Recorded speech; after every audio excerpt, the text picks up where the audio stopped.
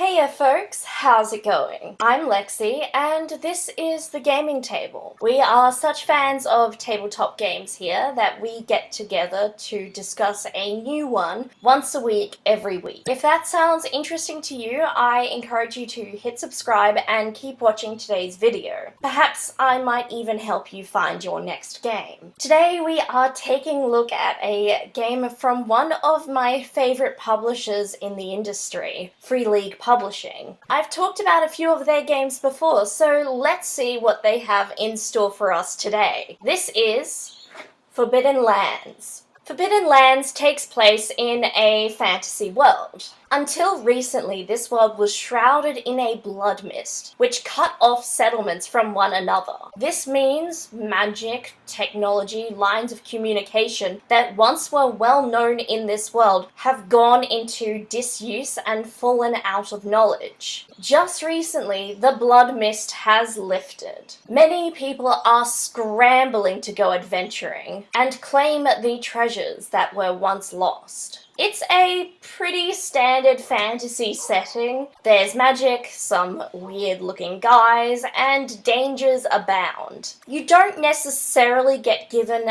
a huge amount of detail of what the world looks like in these books. Rather, you're given a brief overview of a couple of groups that live in this world, and perhaps some locations that might be of interest. The principles of the setting are laid out, and it's up to the game master to flesh things out as needed. This game does have a very traditional fantasy aesthetic. I do like, though, that there are some player character options that I don't see in every game. There's an option for a mounted warrior or a peddler. There are character race options to play things like wolf creatures alongside your standard elves. The game does have a tendency for a couple of the fantasy races to gravitate towards certain moral alignments. These are described as tendencies though, and if you wanted, you could go against them. In this game, players roll different pools of d6s to overcome challenges and to explore this world. The different colours represent the different pools that the player is drawing on for their character. There's attributions, skills, and tools. A 6 is a success, and you only need 1 to succeed, but more successes can absolutely help. You might be able to avoid consequences or do the task even better. If the player doesn't like their results, they can choose to push their roll. They do have to leave any 6s or 1s alone when they reroll. Pushing your roll can result in weakening your dice pools for future rolls, either by affecting the character or their equipment. Character creation in this game begins with choosing a kin. The options are human, elf, half-elf, dwarf, halfling, wolfkin, orc, or goblin. Each of these kin choices provides a potential boost to your attributes. These attributes are strength, agility, wits, and empathy. Each of these attributes have skills associated with it. Taking on skills does give you more dice to roll. You do also get to add some interesting details to your character during creation, such as a pride, something that your character boasts of. If they ever are unable to back up their prideful boast, they're going to have to think of a new one. You also get to add a bit of detail about how other characters feel about one another. Depending on a couple of factors such as kin or occupation, you get to play around with your player character's numbers. The higher the number you have in a particular thing, the more dice you get to roll. Character creation and rolling dice in this game are pretty straightforward. You do have some interesting things that can change your attributes and your pool of dice throughout a game. For example, if a character has been resurrected from the dead, their empathy score is permanently reduced by 1.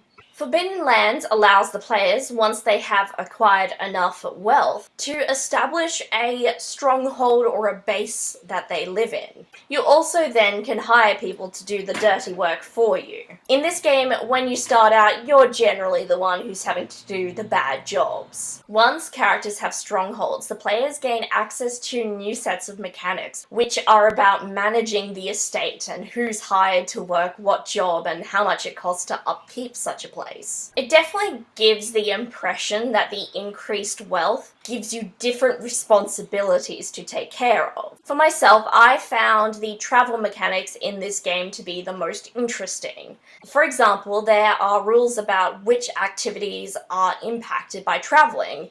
If you're traveling by boat, for example, down a body of water, you'd be able to fish while traveling, but you can't fish while walking, even if you're walking along a body of water. If you're traveling by land, you can't really set traps as you go to circle back and get food. That's not how they work. For me, this game does really strike a balance between fun and making the world feel like you have to work to survive. Forbidden Lands brings to gameplay the worst parts of camping, like not having enough supplies and getting rained on. For me, this makes the game more interesting and shows that the focus is not entirely on combat. The challenges to travel can really affect the speed at which your group moves and what you get up to in a session. For myself, I didn't find the setting and many of the mechanics that interesting. They struck me as standard fantasy fare and logical choices to make for mechanics. Where the game got interesting for me was the travel mechanics and the stronghold management mechanics. I had a few things I liked about Forbidden Lands and a few things I felt lukewarm about. It's a pretty standard fantasy setting in my opinion, and for some people that is exactly what they're looking for. Forbidden Lands is for the people who love that feel of old-style gaming and travel mechanics. If you're looking for a classic feeling fantasy game where you need to manage your resources to keep the group going, then this is absolutely one to pick up. If for any reason you don't feel particularly enthused by this game, I think there are other games that do similar things that might appeal more, especially with the setting. There are a few ways that you can purchase Forbidden Lands. I borrowed my copy off a friend to review, but if you wanted to purchase your own, the ones I reviewed today came in a box set for around $45 to $50 US. If this game appeals to you, that's going to be a fine price to pay. For me, I was happy to borrow this one. So those were my thoughts on Forbidden Lands. It's not a total win for me it's not a total hit with me, but that doesn't necessarily mean it's a bad game. While I was left wanting in some areas, there were other areas I definitely found interesting. But what did you think of Forbidden Lands? For those who own this game or have enjoyed it, was it an instant hit for you? For those who were thinking about purchasing it, have I changed your thoughts on whether or not you would or wouldn't? Let me know your thoughts in the comments down below. While you're there, I encourage you to like this video, subscribe, and turn on notifications so YouTube will tell you when I've next uploaded. Or you could even share this video with a friend if you wanted to get their thoughts on it. Any engagement gets YouTube thinking that people want to see this video, so they share it out more. I also have a Ko-Fi page where you can donate to this channel to help keep things going. I hope you're all well, and I look forward to seeing you next time at the gaming table. Bye!